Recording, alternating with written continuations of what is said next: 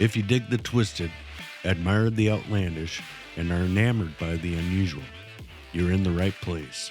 True crime, the supernatural, the unexplained, now you're speaking our language. If you agree, join us as we dive into the darker side. You know, because it's more fun over here. Welcome to Total Conundrum. Warning, some listeners may find the following content disturbing. Listener discretion is advised. Ha ha ha ha. Hey there, Conundrum crew. Welcome back to another mind-bending episode of Total Conundrum. I'm your co-host, Jeremy, and alongside me is the queen of all things mysterious, Traci. Hey, ready to dive into the depths of the internet's strangest corners? Well, buckle up, because today I got a tale that'll make you question reality itself. We're delving into the Backrooms theory, a labyrinth journey that begins in the mysterious realms of creepypasta. That's right, the Backrooms, where no clipping out of reality is the ticket to a maze of empty office spaces. It's like a real-life game of hide and seek, but with a twist. Get ready for some laughs, gasps, and maybe a few existential ponderings. And here's the kicker, folks. We've got a fantastic guest joining us today. Courtney from Hanscast is in the Conundrum house. Whoop, whoop. So grab your virtual flashlight, charge up your sense of humor.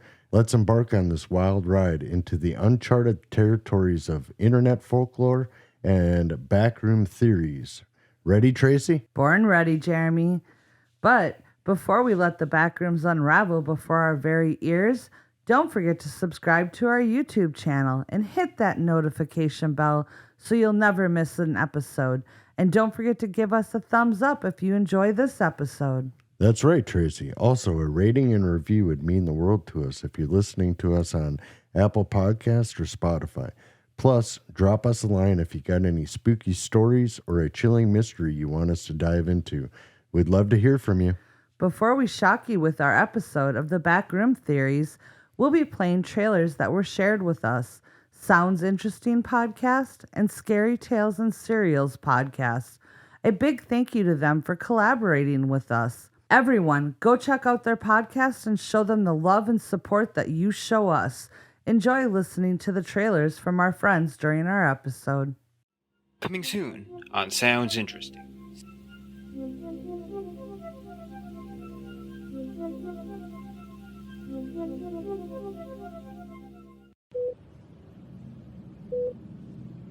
The doctors insisted it was their medications that had fended off a fatal threat from seizures. But I had a hunch music played some part, and it might also key her recovery if I could find the right formula in time.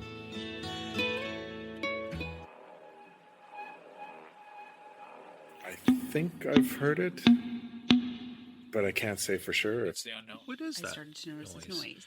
It's something you can't explain. Once you hear it in the kitchen, it was like vibrating. You always hear it. You can sometimes you feel it more than you hear it. And he said, "It's back." I said, "What's back?" He said, "The UFO is back." I went home and changed clothes and collected a few people to take with me. We went out in the forest and we had an experience that's haunted me ever since. Okay, here he comes from the south. He's coming toward us now. Now we're observing what appears to be a beam coming down to the ground. This is unreal. Hey, Jeremy, how are you today? Good, Traci. How are you? Good. We have a special treat today. No way. We do. Come on, you're pulling my leg. You know what it is? No, tell me. We have Courtney from Hanscast. Wow, a superstar? Hey, guys. Oh my God. She is a superstar. You guys are so sweet. Aw, thank you. Doing our I'm so excited to be here. I'm so glad to have you here. This is going to be so much fun. Our first crossover that's not live. Farrah scared the crap out of us a couple weeks ago with a live episode, but why don't you tell us about your podcast and tell us where we can find you so everybody can go and listen? Okay, yeah. So if you guys listen to like the little spooky Halloween episode, you guys have probably heard this spiel before, but in case you missed it, my show is called Hauntscast or Haunts Podcast. It's a narrative style podcast that takes an objective, sometimes skeptical look at different paranormal stories from around the world. I've been doing paranormal research for almost 9 years now, not quite 9 years. So I pull a lot of different theories from parapsychology and kind of expand on when I think it's a legitimate argument for paranormal activity or when it's obviously a hoax. And I tell the stories kind of in that manner. So it's a good mix of credible sources, objectivity, a little bit of skepticism, and also a lot of me believing in the paranormal as well. If you guys are interested in listening to it, we release episodes every week, overnight on Sundays. You can find it on Spotify, Apple Podcast, Overcast. Those are the 2 or 3 main ones that I feel like people are easily able to find me, but we're on every major podcast platform. And then you can find me also on social media at Hauntscast. So, yeah. And she is great, people. She is. Like I said Thanks, on our guys. Halloween one, when I first listened, I binged hard. They were all so good. The way you do the narrative and you have the perfect background music. Oh, thank you. Yes, I love them. I love them. It's a lot of fun. Well, thanks, guys, so much. Yeah. I'm so glad that we got to, connect. I feel like we were really fast friends, and oh, definitely. Also being on the show has just been so, I guess this is my second time being on it. I'm just very excited to be here. And I feel like I've binged a lot of your show as well. And it's always nice to be able to find another podcast like that, especially one that's so different from mine. Obviously, you guys do talk about spooky stories, Right. but every once in a while, I need that palate cleanser from ghost stories, and that's kind of when I turn to y'all. So thank you guys for being there.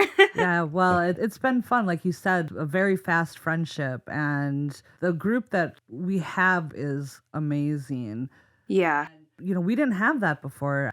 It was just everybody was out for a number one and didn't care about anybody else. And I love how everyone is so supportive in promoting and helping and just chatting and everything. It's been awesome. You do. No. We do. The support and the positivity, and it's not negative at all. It is truly amazing. I love it. But I was going to say, I have a special treat for you today. Candy? Not candy. What? No candy. Halloween's I quit. over. I'm going home. You can't go home. You're part of this. So you say. Yeah. Oh, yeah. Yeah, you're That's out true. there. Good call. So the story we have today is the Backrooms theory. I know a lot about this, but I've seen like bits and pieces here and there, and I'm excited to do a deep dive and learn more about it. So, well, this could honestly be a podcast on its own. There is I'm sure so much information. At first, I was like, I can't really find anything different. And then I came across the Backrooms fandom wiki. Holy Hannah. It blew my mind how much information and how it has turned from a creepypasta to this whole, like, what do they call it? it's kind of a genre of its own. It reminds me of like fan fiction. I mean, people are out Yeah. there claiming level numbers and they're creating the levels, but some people believe it's reality. Most people believe it's fiction. It's like an urban legend type thing. Mm-hmm. Like Just Slenderman. sounds like a really good video game to me. There is video games that Exactly. have been created. Nice. Exactly. And then, yeah, like you were saying, and like we were saying kind of earlier before we started recording, it's like Slenderman, where obviously I don't believe in Slenderman. Right. But the story, I remember like years and years back, it like blew up, and then you had the Marble Hornets YouTube channel, and I feel like this is kind of the new version of a story like that. Obviously, it's not the same sort of entity by any Right. means, but it's the same kind of cult following that I think this has. So, Yeah, it's crazy. Some of it gets kind of for the Gen X generation. I don't know how many people have heard about it. I actually heard about it for the first time listening to a podcast, and I had never heard of it before, but I believe it's a big thing with like the later generation. Did you ask Maddie about it? She knew about it, but it was something a little bit different. So our daughter, she's Gen Z, she's 19. And what she told me was similar to it, but it wasn't the actual. So I think there's multiple different things with it too that. Multiple reversions. Yes, there you go. Multiple reversions. Interesting. Okay. The whole thing is just crazy in its own. So when I first started researching it, I wasn't finding too much. So I'm like, you know what? I'm going to write my own little story, kind of pull in some of the research that I had. So I'll start off with a story that I wrote in regards to the Backrooms. And then we'll go into more of what are they, how did they come about, and where they've gone from there. Woot, woot. Awesome. I'm so excited. Take it away. Take it away. One day, in a busy suburban mall, Alex was out shopping for some clothes for the new school year. It was just a regular day in his life until he stumbled upon something accidentally that would haunt him from that day on. Alex was going from store to store looking for the best deals for the new fads that he just had to have. He was being more frugal than normal, for he was having to fork out some of his own money this year for the name brand clothes that he wanted. He worked really hard and mowed a lot of grass that summer to save up for his new kickin' wardrobe. He took a break, feeling a bit famished. He headed to the food court, devoured some Chinese food, and of course, he had to hit Cinnabon for a treat that could not be avoided. Hell yeah. I was going to say, this is the most quintessential mall trip you could ever have. The intoxicating aroma leads you right to their stand like a cartoon mouse floating in the air smelling the delicious cheese. After his little lunch detour, he sought out the restroom before heading back up to the mall's main floor to continue his shopping adventure. As Alex wandered down the dimly lit corridor further and further, he was overcome by a feeling of unease, like in an employee area that he was not supposed to be in. He then rounded a corner to another seamlessly endless hallway. His attention was drawn to a flickering fluorescent light overhead. Then when he looked down the hall again, as if by magic, he found himself transported into an eerie version of the hallway he was just in. The transition was subtle. It felt as if he merely blinked and suddenly he was no longer in the mall hallway, but in a parallel universe of sorts. Sweet, the Matrix. Yeah. This gives me anxiety. Right? Like just walking into a whole new, like literally a whole new world. Right. And not having a way back. Like I know in this moment he doesn't know. Right. But I know. Right. And that just stresses me out. So the surroundings were chillingly dull. Endless, yellow-tinted rooms with dingy, stained wallpaper stretched as far as the eye could see.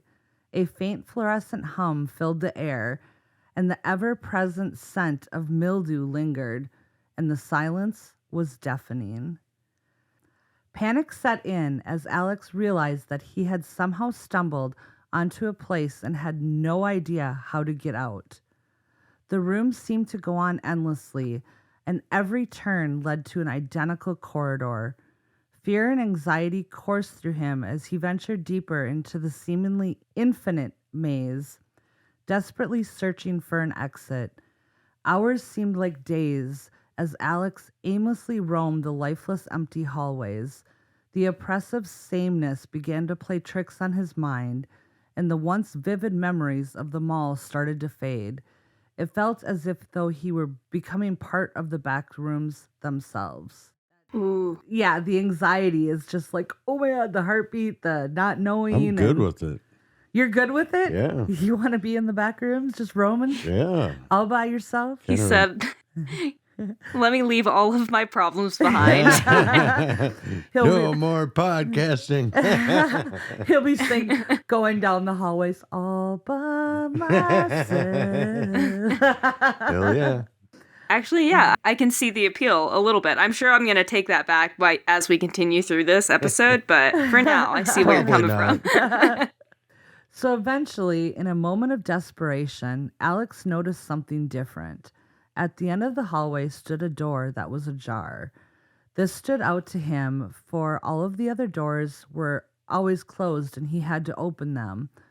He approached it cautiously and peered inside. Needs a key man. What's that? Key man. Key man? Matrix reference. Oh. So he opened it or approached it cautiously and peered inside, only to be met with a blinding white light. With no other options, Alex stepped through, hoping to escape this never-ending nightmare. As the light enveloped him, he was jolted back into the mall as if he had never left. Whoa. Right? Sorry, that just gave me goosebumps. Good for him getting out. Although he returned to the real world, something had changed within Alex. The memories of his time in the backrooms haunted him like a persistent shadow. He now had a newfound appreciation for the simple beauty of the mall's sterile white walls, the crowds of people, the mixtures of scents from the food court, the overwhelming perfumes from Hollister and Abercrombie, and all of us can relate with that. We all know those smells.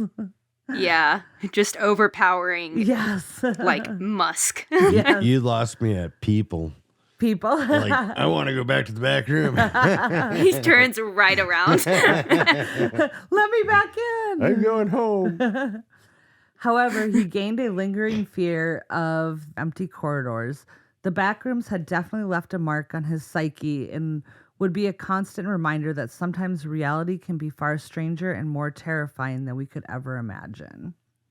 So, with that, what are the backrooms? As described by Wikipedia, the Backrooms are an online fiction originating from a creepypasta posted in 2019 on a 4chan thread. One of the best known examples of the internet aesthetic or liminal spaces, which usually depict busy locations as unnaturally empty. The Backrooms were first described as a maze of empty offices that can only be entered by no clipping out of reality. By what? Yep. What does that mean? As I was reading this, there was all of these terms. I'm like, all right. So my next statement is, who's ready to return to school and get a bit of a vocab lesson? Me. Yes, me too. There's a bit of terminology that was new to me, so I assume it'll be new to some of you as well. If not, you'll get a bit of a refresher. And there will not be a pop quiz following this episode, so breathe easy. Thank you. So 4chan, I've heard of it, but I wasn't 100% sure of what it was. It's an anonymous English language image board website launched by Christopher Moot Poole in October of 2003. The site hosts boards dedicated to a wide variety of topics. So then I was like, well, what the hell's an image board? So an image board. Well, it's like a forum, isn't it? Yeah, it's internet Sorry, forum. you were going to answer that question. Yep. No, that's good because I didn't know. It focuses on posting of images alongside text and discussion. So kind of like an Instagram, Facebook type thing, but I'm assuming it was more of the old school forums like Jeremy loves. I think it's like a less, what's the word that I'm looking for? Less user-friendly form of Reddit. Not that I'm a big Reddit person either. I don't really understand boards like this. Hopefully no one comes for me and that's actually correct, but I want to say they're kind of maybe similar. I could be totally wrong, but I think they're less flowery than like the social medias and stuff. Yeah. It's more they're for like conversation. Yes. Right, And okay. Jeremy makes sense. created quite a bit of forums, and I know you go on forums all the time because he was still is, but was a web developer, and you do a lot of that stuff on the side. So They're great for tutorials. Tutorials, yeah. Now we get into no clipping. When I heard That's that, the one was I like, didn't know. Yeah, I'm like, what the hell is no clipping? Well, no clipping is a video game term that it's a cheat that allows players to pass through normally impenetrable objects like walls, ceilings, and floors by disabling clipping. And I'm like, okay, so what's clipping? Right. Clipping is defined as the programming used to ensure that the players stay within the physical boundaries of the game world. So if you have like those open world games, you can only go so far. Yeah, so it allows you to push the envelope, per se. Correct. So, Jeremy, you were right. It's literally a video game. I like video games. Scary one, real life. Very scary. Kind of like AR without the AR headset, but... It's like Doom. That's what I'm imagining is Doom. If you don't know what Doom is... Oh, sorry, not AR. Alternate reality? Is it VR? Virtual reality? Virtual reality, yeah. Virtual. It's not alternate reality? I just sounded like very dumb. That's what they say. It's virtual reality. Yeah, I've heard both, though. I've heard it referenced as both, but like the Oculuses that people wear. It's augmented reality. There you go. That's what I was looking for. Okay. There you go. Sorry. No, that just too many terms. Threw me for a loop. I'm good with vocab sometimes. Yeah.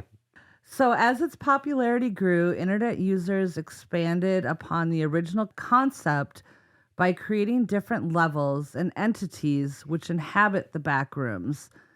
Fan-made video games, collaborative fiction wikis, and YouTube videos have also been created from the whole Backroom theory. Mm-hmm. And collaborative fiction is a form of group writing. Groups that write and then they share control of the story. So one person will start it, the next person can take it from there, and they all build a story together.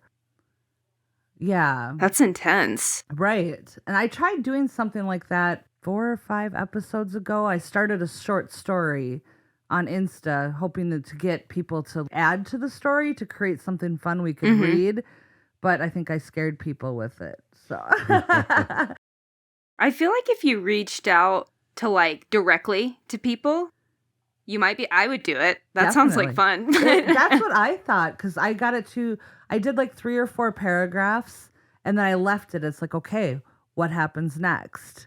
So I might have to try it again now that we've got more followers and stuff now too. I would send it directly to people because it would be cool to have like a bunch of different podcasters writing a snippet. Oh, that would be really cool. Stay tuned for that, guys. That sounds cool. Yeah, maybe we could even do it like each person would read or record their part of it and we can put it all together. Ooh. We're on to something. Trademark that. Anyways. Yeah, somebody write it down. All right. So on May 12th, 2019, an anonymous user started a thread on 4chan's paranormal themed board asking users to post images that were disquieting, that just felt off. And one of the posts, the original photo of the Backrooms, a picture of a large carpeted open room with yellow wallpaper and fluorescent lighting on a Dutch angle, was presented. And it's not known where the photo was taken, but it appeared in an earlier thread on April 21st, 2018. So I used to be a photographer and I didn't know what a Dutch angle was. Yeah, I was going to ask, but... Yep, again, another vocab term. It's also known as the Dutch tilt, canted angle, or an oblique angle. It's the type of camera shot where it involves setting the camera at an angle so the shot is composed with the vertical lines at an angle to the side of the frame. So basically, in layman's terms, if you were looking at a picture and you tilted your head. So it's at a weird angle, and they use this a lot in cinematography. The Dutch angle is one of the many cinematic techniques that's often used to portray psychological uneasiness or tension in the subject being filmed. So it's just I feel like I know what you're talking about. It's like off balance, off kilter, and it causes that uneasiness. I'm going to look it up really quick. Yeah. You can obviously keep going. It's definitely like an eerie way to look at a scene. I'll also post the original pictures, and there'll be other pictures of creatures. There'll be pictures of the different back rooms. And there's a few other things that we'll come across in here. We'll definitely put those pictures out on Instagram and Facebook and stuff for everybody to see. Cool. So Another user... It's definitely an eerie way to look. It's kind of bleak, I feel like, is a good way to describe it. The other thing is, with the original picture, the way they viewed it, you can see it's like at an angle in the room, and it's also at an angle for like the lines on the floor and stuff. Mm-hmm. And you can see down 3 hallways, but you can't see all the way down. So it gives it that eerie, you know, what's beyond, what's at the end of it. So it was definitely a really good capture. And it's that creepy 90s vibe with the outdated wallpaper. It reminds you of being like in an empty H&R Block office or something. Like if you step back in time and went That's a good way of describing it. Yeah. So it's kind of like a reception room type thing. That's the level 0, which we'll get to that.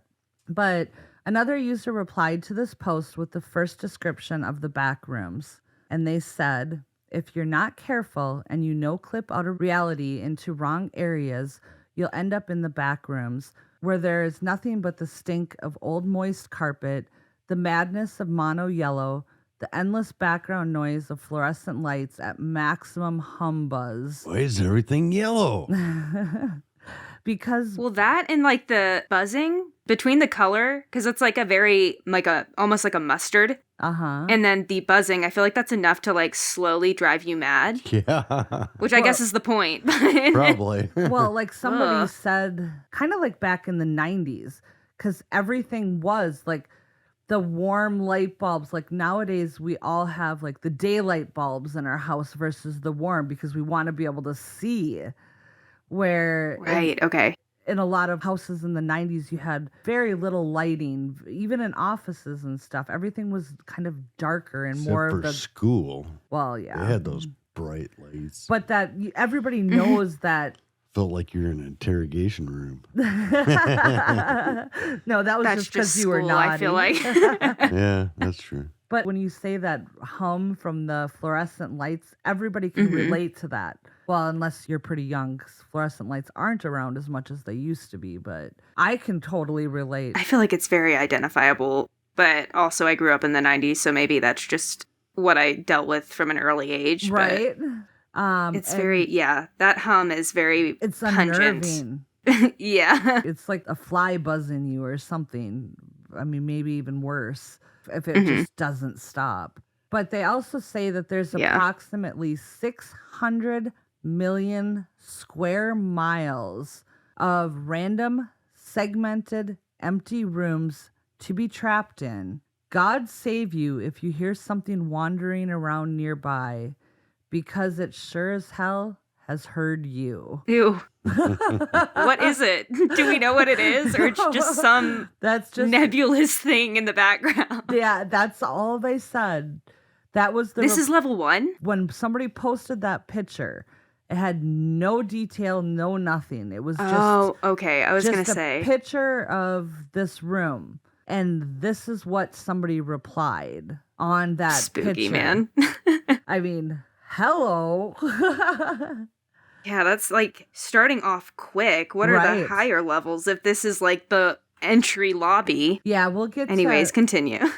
I didn't go too far in. According to that wiki page I was on, there's like 4,000 some levels, and there's like thousands of different creatures and different supplies and materials. But we'll get more into that here soon. But it's like never ending. It blows my mind. So that post was posted on May 13th, 2019 by an anonymous person on the 4chan post. Okay. So days after the original creepypasta, users began to share stories about the Backrooms and subreddits such as creepypasta, Backrooms.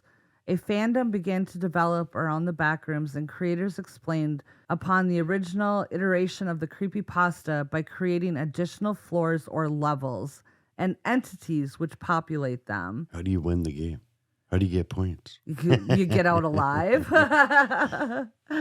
As new levels were devised in the Backrooms, a faction of fans who preferred the original Backrooms split off from the fandom. A Reddit user named Litbeep created another subreddit called True Backrooms, focusing only on the original version.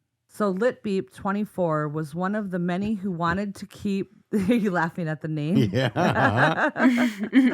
Litbeep24 was one of the many who wanted to keep things simple and ditch the additional lore.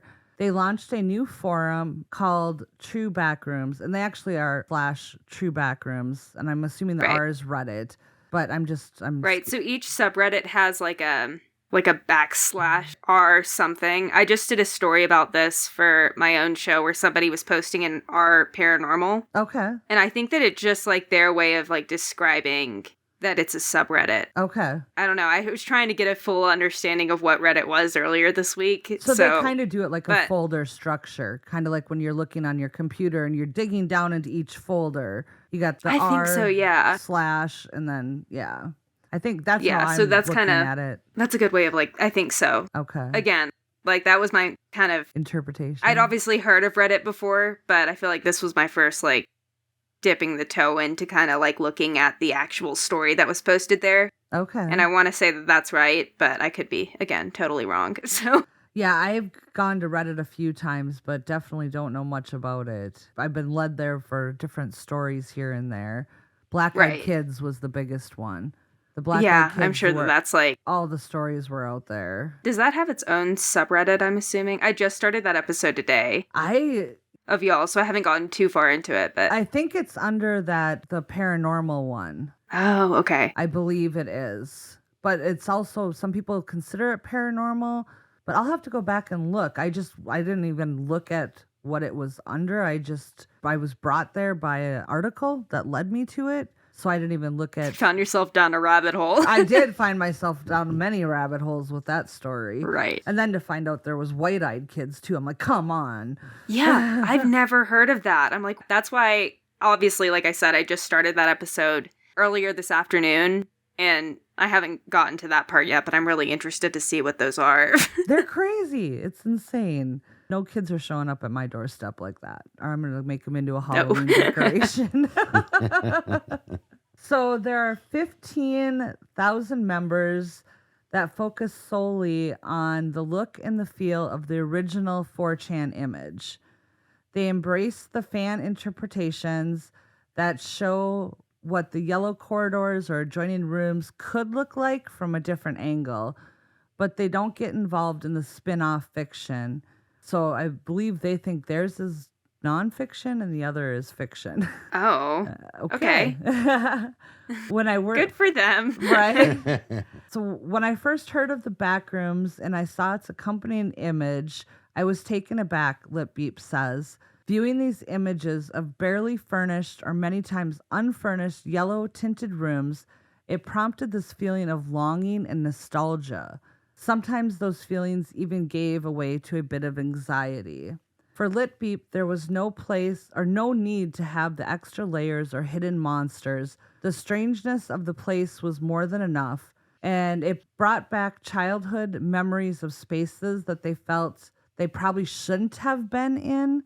For instance, maybe a parent was working late at the office one night, left us to our own devices in a big empty building full of winding, maze-like corridors. Maybe we got stuck after school for one reason or another and wandered the empty halls of a place that was usually bustling with activity. So that definitely makes sense. Because imagine, you're at your school and it's during school hours and it's bustling and you're there at night by yourself and that creepiness factor would set in. Right. That makes a little bit more sense in terms of not necessarily that it's nonfiction, but more just so like we don't need all of the extra stuff added on top, because that is a very that is eerie enough as nostalgic is a good way. Yeah, nostalgia is a good way to describe it, because at least, I mean, there have been plenty of times where, not plenty, but when I was a kid having to stay out after school, and I mean, it's a big school without anybody but me and then like my mom there or something like that. So I get why that would be like creepy. But also, I'm sure the other stuff is just as creepy. Right? So some sources believe the Backrooms to have been the origin of the internet aesthetic of liminal spaces, which depict usually busy locations that are unnaturally empty. The hashtag liminal spaces has amassed nearly 100 million views on TikTok. Whoa, okay. Just that hashtag, which I'm interested in checking it out now. I want to see what some of these liminal spaces are that people are hashtagging. And I wonder if they're like creating them like, because you can create images and stuff with like AI, or just even just doing it yourself. I wonder. I'm gonna have to look into that after this. I just dabbled with that AI image creation for Jeremy's story, Bladrak, because it was a story he made up. We didn't have an image of him, so I used his description from the story and used AI to generate it. No way. Yeah. That's so cool. And it turned out pretty good. But it's not perfect. The first one it generated, it had, what was it? I thought it had 3 legs. Like 6 legs. It was really odd. It was kind of, yeah. 80 claws. And it was a cool image, but when you really looked at it, they say with AI, a lot of times there's something that's off with the image. And there was definitely something off with that one. Yeah. Well, I think that also helps make it kind of eerie. Yeah. Like if you're using it for this, like something is supposed to be off. Right. So definitely. So a TikTok. I'll look into it and report back. Definitely. So a TikTok trend of videos that zoom in on Google Earth to reveal an entrance to the back rooms have also grown in popularity. And so with internet aesthetics and liminal spaces, they are empty or abandoned places that appear eerie, forlorn, and often surreal. Broadly, the term liminal space is used to describe a place or state of change or transition. This may be physical, for example, a doorway, or psychological, the period of adolescence. Liminal space imagery often depicts this sense of the in-between, capturing transition phases such as stairwells, roads, corridors, or hotels. Unsettlingly devoid of people, the aesthetic may convey moods of eeriness, surrealness, nostalgia, or sadness, and elicit response of both comfort and unease. So such a dichotomy to have, too. It's crazy, and you get that from a picture, just a picture. Right. But it makes sense. Like you said earlier with like the school, obviously childhood is such an easier time than adulthood. So you have that kind of comfort of like not having to worry about the weight of the world, but also when it's empty, it feels off. Right. And it's anxiety inducing. Oh, totally. So there is a game. It's a free game that you can play. It's called the Backrooms game, free edition. It gives you all the advice you need at the start. Venture as far as you can without going insane. Check your watch every 30 seconds to remember who you are and why you are there. Don't 30 look at seconds? It. 30 seconds. Okay. Why are you there? Remember who you are. I feel like I would so quickly forget that. Right. And then it says, don't look at it. I don't know what that's in reference to. This is quoted from an article from blooddisgusting.com. Probably talking about those yellow walls. Could be. I wouldn't want to look at those things. That would drive me crazy. Right. And then you are immediately dumped into the never-ending hallways, tasked with staying alive long enough to find the exit. Controls are as simple as they can be. WASD, these are keyboard controls, to get around, E to interact, tab to view and watch. Partial controller support is available, but not necessary for a game like this. It's essentially a walking simulator with very little anxiety where reflexes are concerned. The anxiety is supplied by the visuals and sound design, which are rigidly faithful to the original description posted on 4chan. The lights hum maddeningly, the wallpaper repeats endlessly, and the hallways go on essentially forever. Okay, let's go play it. Come on. It sounds fun. I know. I'm like, I kind of want to play it. I don't think I'd be very good at it. Jeremy's Sounds pretty easy. I mean, all you got to do is just walk through the damn tunnel. Also, we look over at... That's true. We'll look over at Jeremy on the video here, and he'll be like... What's my name? I said Jeremy. How long have we been married? I don't know why What are we talking about? that. Jeez. I said his name wrong. All of a sudden, I said Jeremy instead of Jeremy. Oh my gosh. Been married for 12 years I and you still can't pronounce my name. A long time. When we first met, funny squirrel moment. When we first met and started dating, my sister was like, if you're going to date him, you should probably learn how to say his name. And I was like, what do you mean? Oh, no. She's like, his name is Jeremy. I said, yeah, Jeremy. And she's like, no, it's Jeremy. And I'm like, yeah, Jeremy. And she's like, no, listen to yourself. And I couldn't hear the difference. And we had a first cousin growing up that lived right down the road. Everybody called him Jeremy. And now I'm getting confused. So the Jeremy instead of Jeremy. So when we first met, I was so self-conscious about saying his name wrong. You were pronouncing every syllable. Well, I would actually, he told me his uncles and everybody would call him JT. Germ. Or Germ, which doesn't help. But they all called him JT, Jeremy Thomas. So probably for the first 5 years we were together, it was JT. And then I got brave enough and that I could actually like say it without screwing up. Then I started calling him Jeremy. And then my youngest daughter shortened it and we just started calling him Jay. So he's got a multitude of names. But I got a lot of nicknames. You do. You really do. But so yeah, that's funny. I haven't slipped like that in a long time. It's been a second. Now say pillow. No, you're gonna laugh at me. How do you say it? Pillow. Pillow. Pillow. Oh no. Okay. That's like bag. There's another one. A friend of mine, when I was in my 20s, I used to say antenna instead of antenna. And antenna.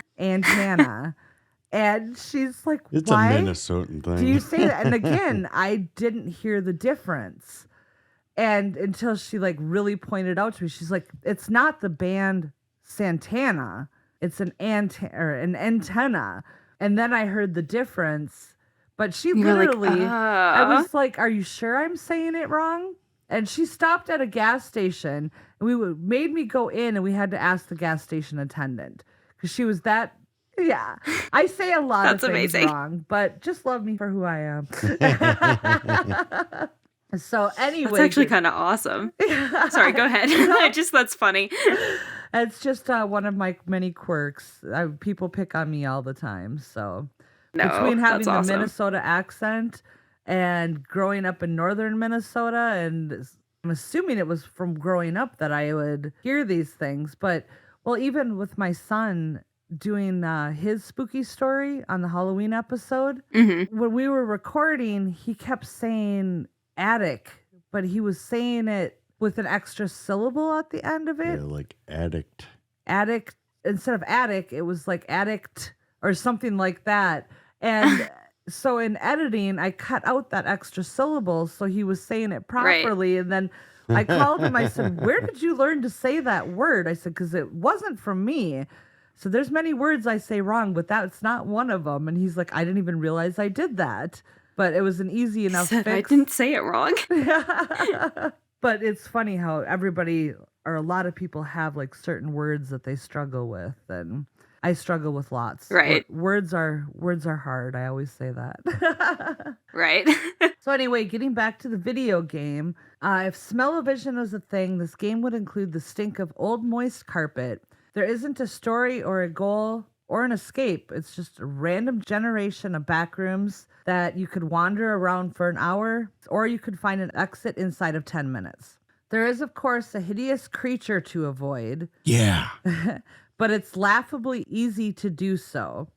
If you listen carefully and take care not to sprint around corners without checking what lies ahead first, you may never see it again. The game wants you to check your watch every 30 seconds to keep your sanity in check, but the further you go in, the more unhinged you become regardless. Okay, checking your watch every 30 seconds, wouldn't that drive you to go mad? I would think so. I would think so. Right. Does it prompt you to do? I'm not to do sure. Jeremy, you'll have to download it and try it out. Sweet. Yeah. In January 2022, a short horror film titled The Backrooms found footage was uploaded to YouTube. Created by then 16-year-old Kane Parsons of Northern California, known online as Kane Pixels, the short horror film is presented as a VHS tape.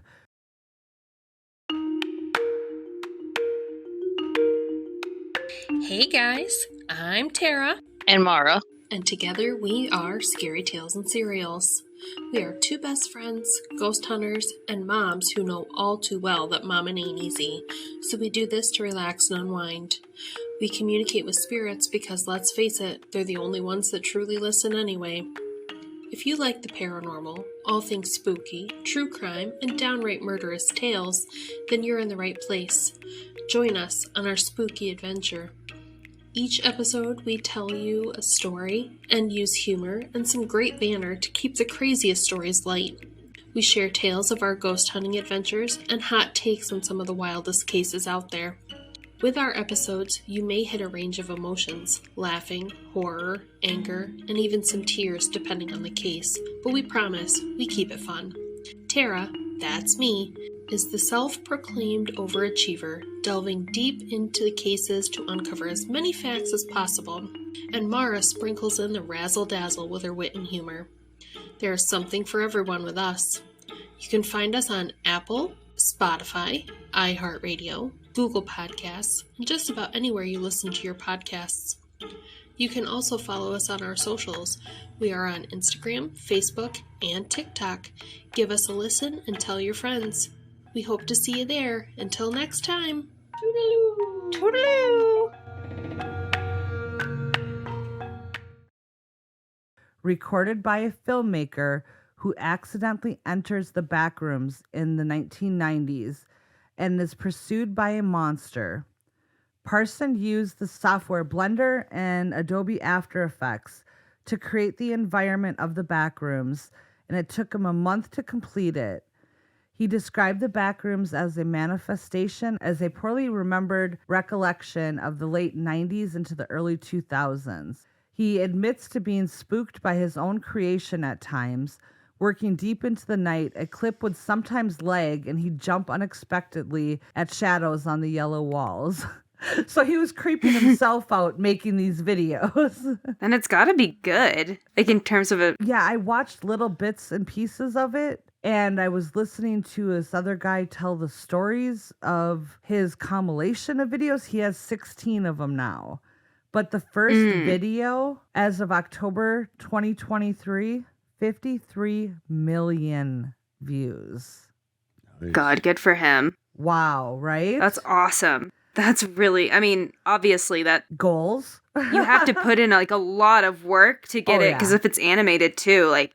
Truly, that's awesome for him. Wow. And his videos look like it's reality almost. So he does them with Blender and he's creating these real looking people. And Jeremy's dabbled with Blender, and watching him do that stuff blows my mind because there's so much to it. It takes just to make a circle into something. It's crazy how much time and... So I'm assuming Adobe must not have had like 3D creation back then, because... for him to go to an open source platform, Blender. Well, it was in January of 2022, so he started making it in 2021 because it said it took him a month to complete. Well, then, it might just be because if it's open source, wouldn't it be free? Yeah, yeah, it is. I hope that he's like just... I mean, Blender is like kind of really... a top-notch software. It is. It's crazy. Okay. Yeah. But Adobe After Good for Effects him. is a paid software. Yeah, which... Right. They also have 3D creation in Adobe too. Do they? Okay. Yeah. So doing this, he has now expanded his videos into a series of 16 shorts. He introduced the plot aspects such as Async, an organization which opened a portal into the Backrooms in the 1980s, and it conducted research within it.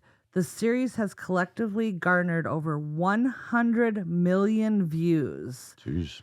And it's also credited with lifting the Backrooms from obscurity into the mainstream internet, causing a surge in backroom content, particularly on YouTube.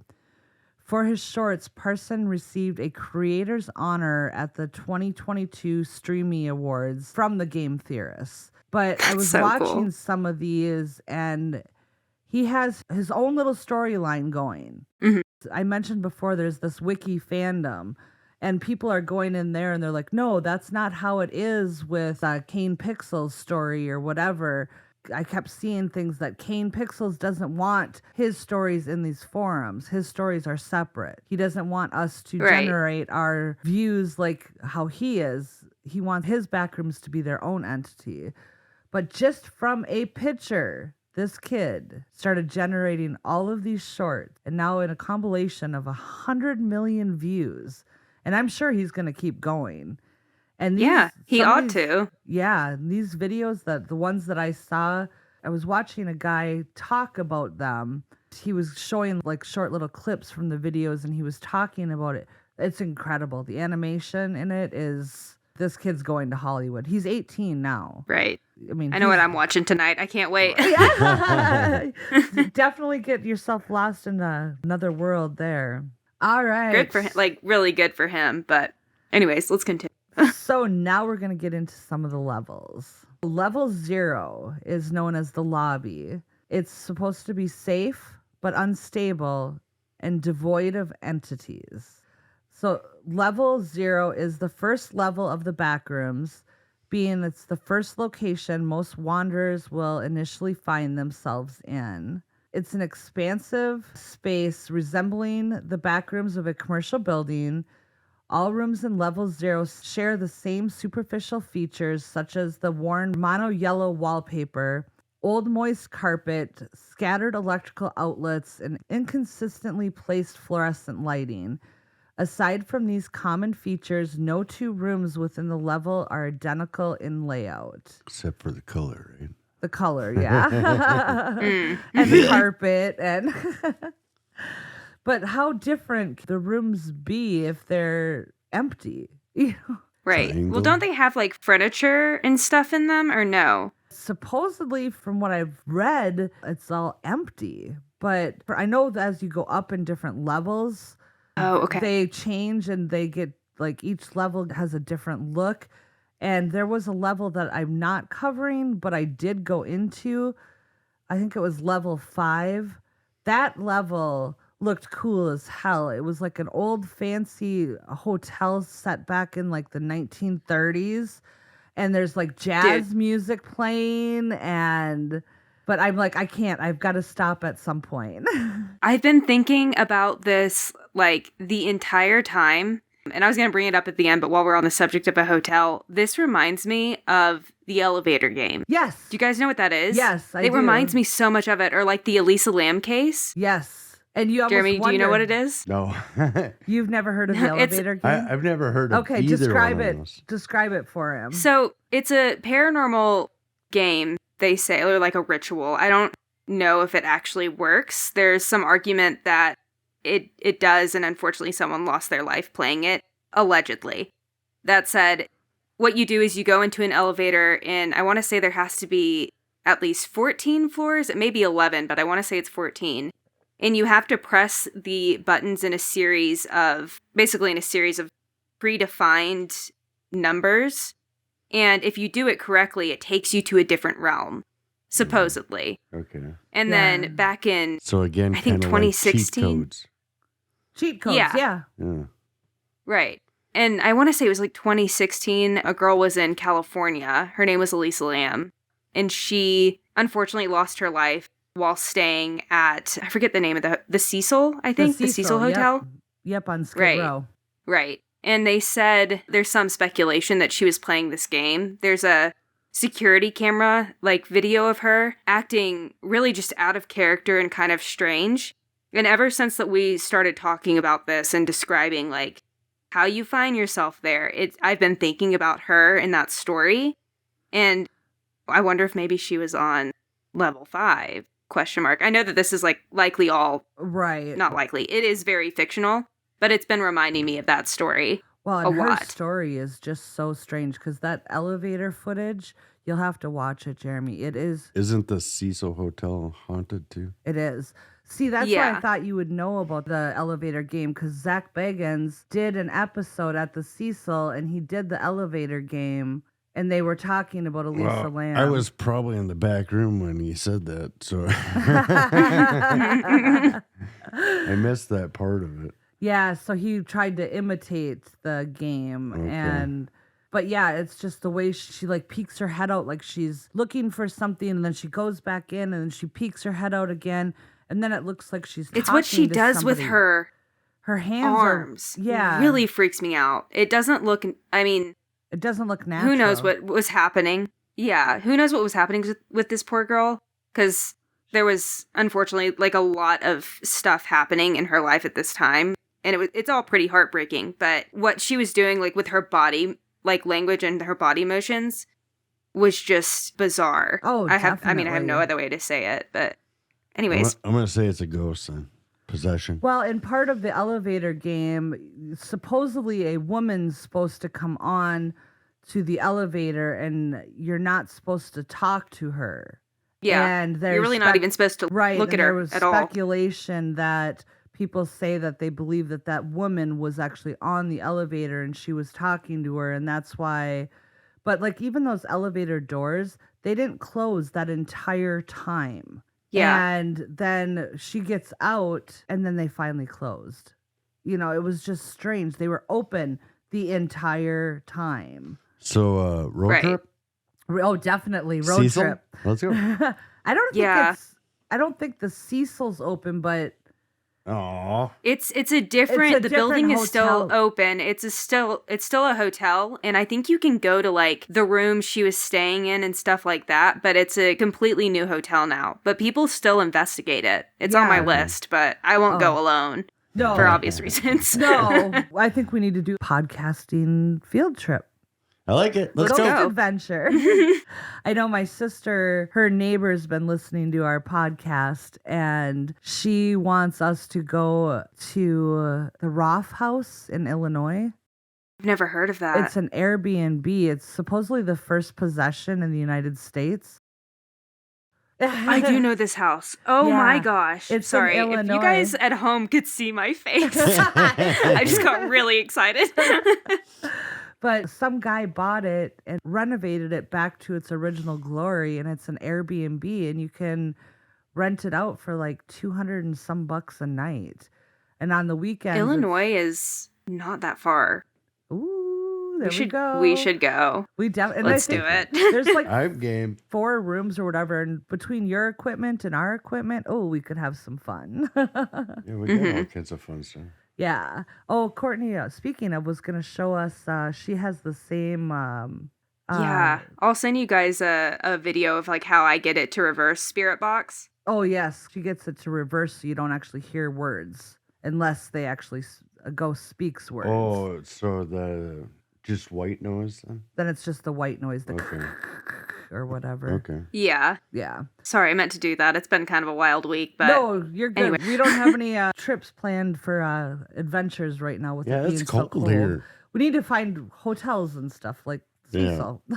Yeah. Palmer House. Oh yes, the Palmer House is another one I want to do. That's not too far from us either. Like 45 minutes. I have a Palmer House story that I wrote up that I've been saving until we go to the Palmer House, but there's not any like elaborate stories like what happened to poor Elisa Lamb, but yeah, that's a sad story. That's a very sad story and disgusting in the same. She was found in the water tanks. Yes, she was found in the water tanks on top of the building. Oh, I heard that. Yeah, and there was a English.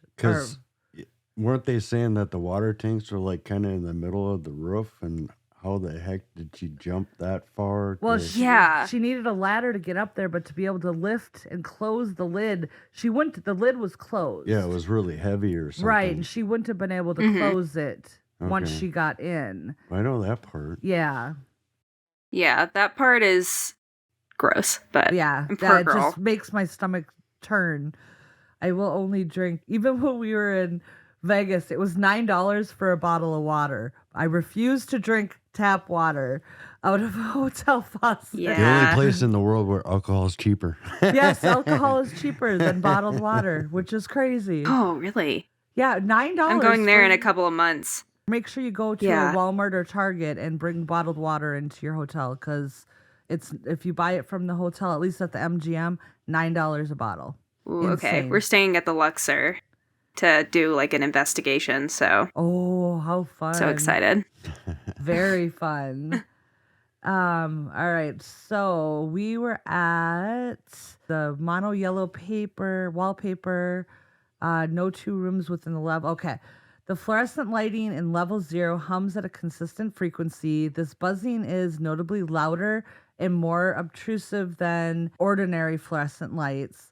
An examination of the fixtures to determine the source has proven inconclusive, so they don't know where it's getting power or where the sound is, like how it's generating louder. They can't figure out why. Additionally, the fluid saturating the carpet cannot be identified, and it is not water, nor Ew. should it be consumed. I thought it was funny that they had to include that in there. Don't suck any liquids out of the carpet, people, because you don't know what it is. That was going to be It's my not water. first thing. Level 0 is considered to be a linear space. It's possible to walk in a straight line and return to the starting point and end up in a completely different set of rooms than the ones previously traversed to. It's almost like it's ever changing. So due to this phenomenon and the visual similarities between each room, consistent navigation of level 0 has proven to be very difficult. Devices such as GPS locators and compasses fail to function within the level. Radio communications are audibly distorted and often prove to be unreliable. Above the ceiling tiles in level 0 lies a cramped, dark space roughly 1 meter in height.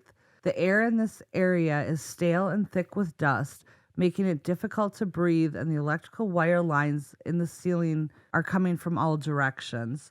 Attempting to use this space as a means of navigation is impractical, as the ceiling tiles will easily give way under pressure. The most prominent threat in level 0 is the stark lack of available resources, as the fluid saturating the carpet has been deemed unsafe for human consumption. That still blows The fact my that mind. that's like a thing that you have to warn about, like surely you haven't been stuck on level 0 so long that you're dehydrated to the point of sucking something off the carpet, right? Ugh. Most are likely to perish before managing to find an exit due to the extended dehydration, starvation, and exhaustion. Oh. Well, there you go. Well, maybe I was wrong. I forgot to mention, this is the wiki fandom. So this is the one where they start building the rooms, the creatures, all of that stuff. So this is separate from that original, that Lip Beeps post or whatever. So entrances and exits. Level 0 and by extension, the backrooms can be accessed by accidentally no clipping out of bounds in normal reality. In addition, many levels can lead one to level 0 exits. There are 5 currently known methods of exiting level 0. A variety of factors will eventually cause the hallways to fade into level 1. Breaking through a wall will lead you into level 1. Breaking through the floor may lead you to level 27. It also may lead you into the void. Rarely wandering far enough in any direction may lead you to the Manila room. One may occasionally find doorways constructed out of glass. These doors lead to level 13. I need a freaking flowchart. Why level 13? I don't know. And every single one of these rooms has different ways to get into either to the next level or random levels. Okay. So this will be your rabbit hole to report back on. Honestly, yeah. The habitable zone. That's a hard word to say. It's safe, stable, and minimal entity count. Level 1 is a massive warehouse with concrete floors and walls, exposed rebar, dim fluorescent lights placed on the walls, and low-hanging fog with no discernible source. The fog often consolidates into condensation, forming puddles on the floor in inconsistent areas. Unlike level 0, this level possesses a constant supply of water and electricity, which allows indefinite habitation by wanderers, providing the appropriate precautions are taken. It's also far more expansive, possessing staircases, elevators, and isolated rooms and hallways. The fluorescent lights at any time can flicker and turn off for minutes or even hours. When this occurs, hostile entities may appear and supplies may even vanish unexpectedly. How rude. Hours? Right? Hours. You're in there in the dark for hours. I think I'd prefer the fluorescent lights and the humming, to be honest. These entities rarely attack in groups, and they tend to avoid light and large gatherings of people. If the lights turn off, it's strongly advised to try to navigate more carefully by avoiding any strange noises and find secure rooms to seek shelter in. It's also recommended to bring a light source if this occurs. Yeah, because you're just going to have a light source in your back pocket as you accidentally no-clip into another realm. Right, it's like you're planning to go. So. There is like a trading post. There's like different levels. There's different groups that are created within these that you can try to be a part of or not a part of. And there's, as we'll get into in the next level, I guess it's in this level, crates of supplies will appear and disappear randomly within the level, often containing a mixture of vital items. For example, food and almond water, batteries, tarps, weaponry, clothing, medical supplies, as well as non-essential objects such as assorted car parts, boxes of crayons, used syringes, partially burned paper, live mice, mice in a catatonic state that have been injected with an unknown substance, shoelaces, loose change, bundles of human hair. Consequently, these crates should be approached with caution due to their contents' unpredictability, but they can contain valuable resources. In addition, crude paintings and drawings with no apparent origin or meaning will appear on the walls and the floors, and they're also known to change in appearance and disappear when not in direct line or sight, since light fixtures in level 1 are prone to flicker and fail at inconsistent intervals. Man, I need to... I need a speech You're doing great. So basically, they're just saying that things will disappear and reappear because of light and no light. Be careful of these crates. They can contain things that you really need, other things that can be dangerous, and other just random. I mean, bundles of human hair. The one that gets me is the used syringes. Yes. Why? Why are they used? So they brought up almond water. Almond water is the only water that you can drink in the back rooms. And if you drink expired almond water, there is severe consequences. And there's a list of the different consequences that I think I documented later.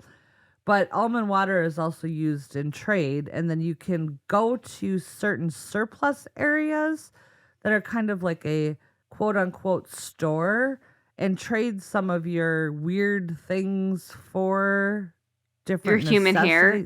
Yeah, your human hair, used syringes. But the almond water is known to be a sweet, sticky substance found in numerous levels across the back rooms. It's a critical source of hydration, and it has a slight nutritional value. It's a sweet almond vanilla flavored fluid that can be found in bottles of several types, typically without a brand or label on them. Almond water can be found in clear water bottles, metal water bottles, glass wine bottles, and even cartons. It can be traded for or traded with, and it can also be used to repel certain entities and cure some ailments. Some levels even use it as a form of currency. Okay. Who's the top ranked player at this game? Because, like, I mean, this is a lot of detail. There's a lot of detail. You know, somebody must have really took their time to go through every crate and like, look, there's hair in this one. How? And to think of all these different things. I mean, I guess that's what game creators do, but I mean, it's also like, these are just people writing a story together, isn't it? Right, the collab stories. Compilation stories or something like that. Yes, that's like nuts. The level of dedication that you have to write 4,000 levels of essentially a video game. Right. How cool. Okay. So expired almond water looks just like normal almond water, except for it has green, blue, or white mold floating inside the bottle. It smells like rotten milk with a hint of cheese. Gross. Okay. Yeah. It says that it does have certain properties, but there's also good uses for it, but yet it's bad if you drink it, but it doesn't say what the good uses are. But if you do drink it, you may get flu-like symptoms, weakness in the muscles, bones, or cartilage, abdomen, aortic aneurysm, loss of memory, insomnia, and general internal bleeding. Oh my gosh. That escalated quickly. Right? So a couple of the entities that are in level 1, they lurk especially in dark areas. The known entities include adult facelings, hounds, skin stealers, and there were scratchers, but they are now extinct. So what's a faceling? Do we know? A faceling are species of humanoid beings that roam the backrooms. These creatures are remnants of human beings. However, they harbor several unsettling and unorthodox features. Most explorers insist that they will look human enough from far away if certain parts of the body are concealed or if they are oriented in a certain way.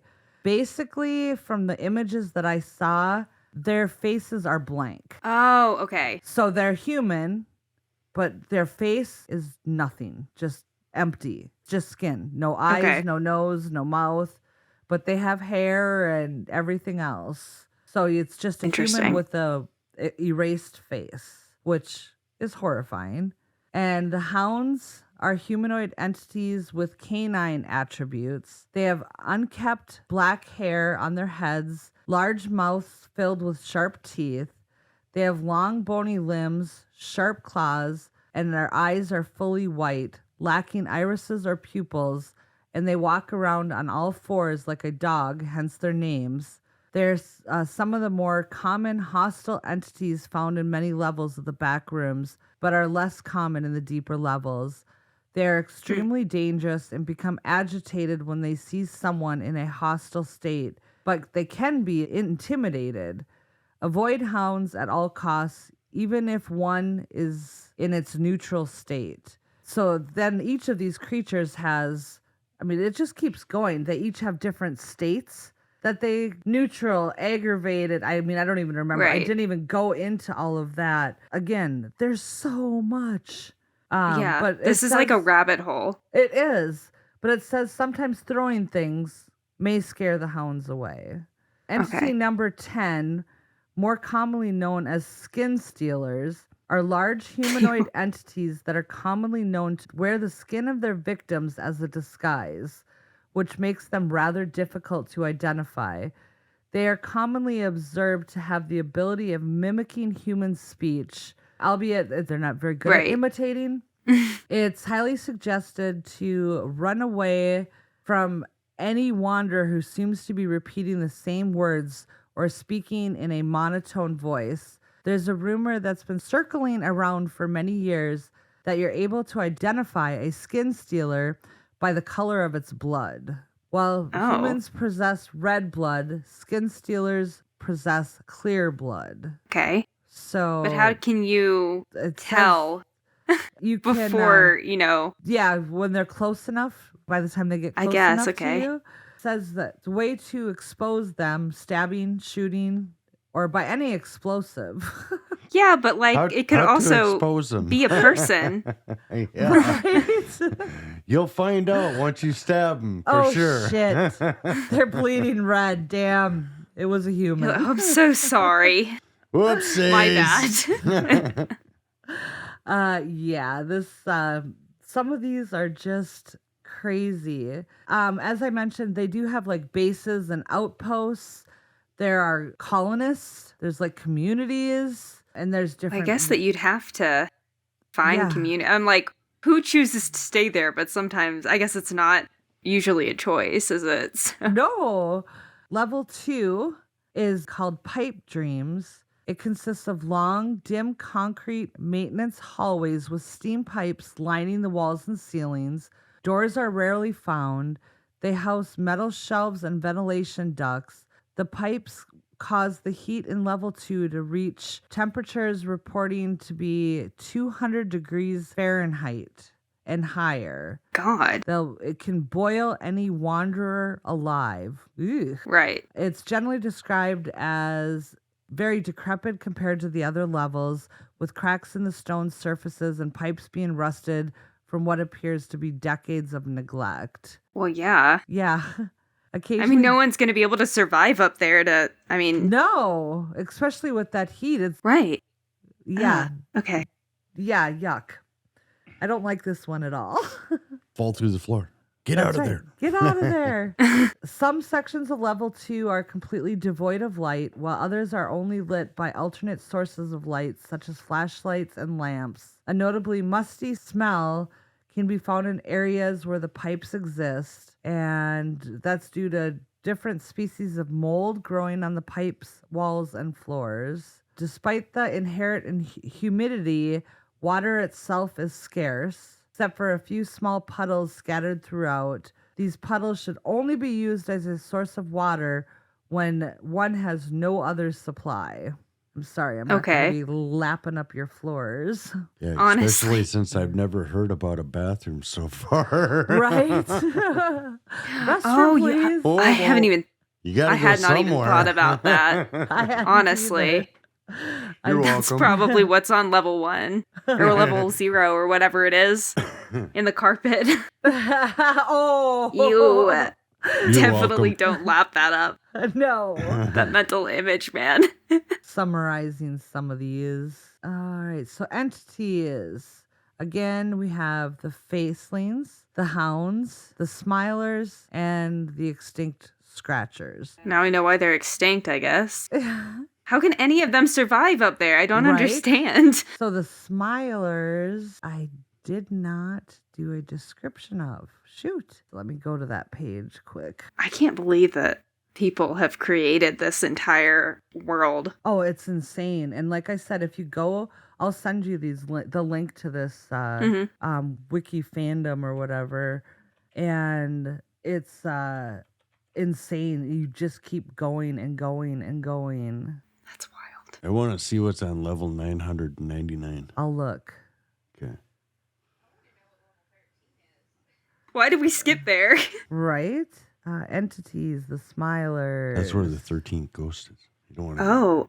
Yeah. So I just looked up what they're supposed to be. They look intense. The smilers? Yeah. Says also known as the smiling things or the night haunters. Treacherous entities that roam most of the backroom levels. The only distinguishable features that the smilers are their beady eyes and enormous grins carved across their faces. They kind of look like a Cheshire cat. Yeah.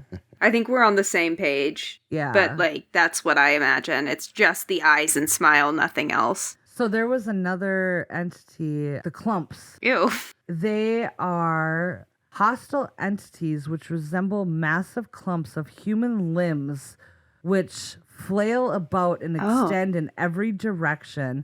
They are known to inhabit vents, cabinets, and other tight spaces. They literally, the picture of it is like human arms and legs all put together in a ball.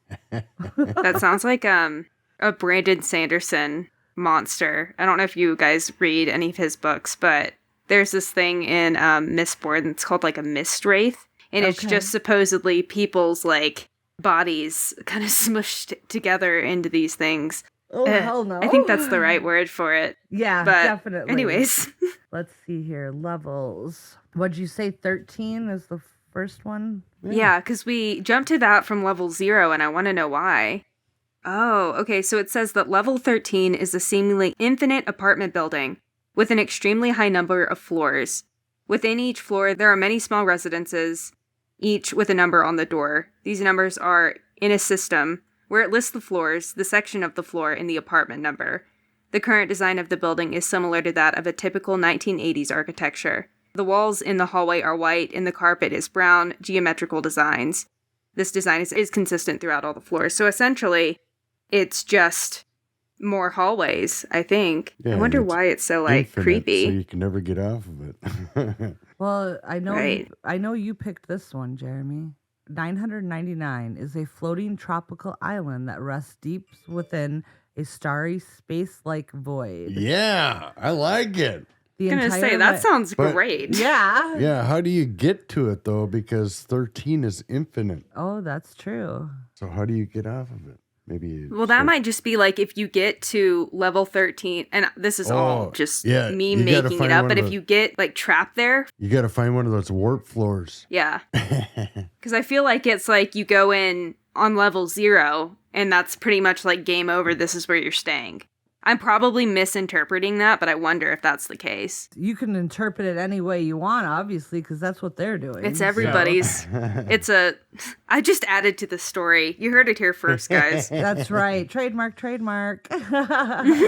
But yeah, so your 999 is a beach level. I like it. I know, that sounds like the nicest of all of them. Yeah, I want to go there. But it says on the top, it says that it has unchanging landscapes, unchanging structures, and it's just unchanging. But it says the survival difficulty is class final. What does that mean? This is your final destination. Normally they'll have like little links. Right. But this one does not have a link to tell you what that means. Another vocab term. But yeah, it's crazy. I mean, there's so many and the stories and everything, but in a nutshell, that kind of wraps up the Backrooms theory. And like I said, it was a hard one, harder than I thought to research because there's so many damn rabbit holes. Right. that you're lucky I didn't get lost and I just didn't poof and disappear. Well, don't do that. We'd miss you too much. But also, that is so interesting to me, just the lore surrounding it. I'm definitely going to go watch that YouTube channel tonight and just see what all that's about. Because I just can't get over the fact that it's gotten over 100 million views since he started. Yeah. It's got to be creepy. I was intrigued in I was researching and listening to this guy recap his stories. So it was another YouTuber recapping these, short videos or whatever. I'm like, well, what happens next? What happens next? So I was getting sucked into it too. But I'm like, no, focus, no squirrel moments. But I can see Jeremy getting into this with the video games and only you can literally see the gears turning. Oh yeah. Only if you can make up your what? If I can make my own levels. You can. I guess. All you have to do is go into this wiki fandom and find a level that's empty, and if it's make your own level. I like it. Then we'll have to do a podcast about it. My experiences. Exactly. All right. Well, that's it. Does anybody have any other questions, comments, concerns? I got nothing. I just want to know what is Everything? on the floor in level 0. But other than that, I guess we'll never know what it is. Probably not. I don't know if we want to know. No. Yeah, Eesh. it's almost not worth thinking about. No. All right. Well, with that, I guess I don't think we have any. Do we have any updates or news or anything this week? I don't think so. I don't think so either. Conundrum challenge. We have not had an answer to that one yet, so I'll leave that one out there for one more week. See if we can get somebody that can answer that riddle correctly. And if not, we'll move on to another riddle. But, go out there, see if you can get it, and you can get your shout out on the show. But other than that, we love you. Goodbye. Love you. Bye. Smell you later. Goodbye. Thanks for hanging out with us here at Total Conundrum. Please make sure to check out our website and blog at TotalConundrum.com for news, upcoming events, merch, bloopers, and additional hysteria. You never know what will pop up, so be sure to follow along. If you want to show your support for Total Conundrum and gain access to all of our bonus content, please visit our Patreon page. You can also follow us on Facebook, Instagram, and Twitter. The links are available in our show notes. If you have any questions, comments, recommendations, or stories to share, please email us at contact@TotalConundrum.com. Episodes are available on Apple Podcasts, Spotify, or wherever you listen to your favorite podcasts. If you like the show, please rate, review, and subscribe on Apple Podcasts. We appreciate the love. Keep on creeping on, mother cluckers.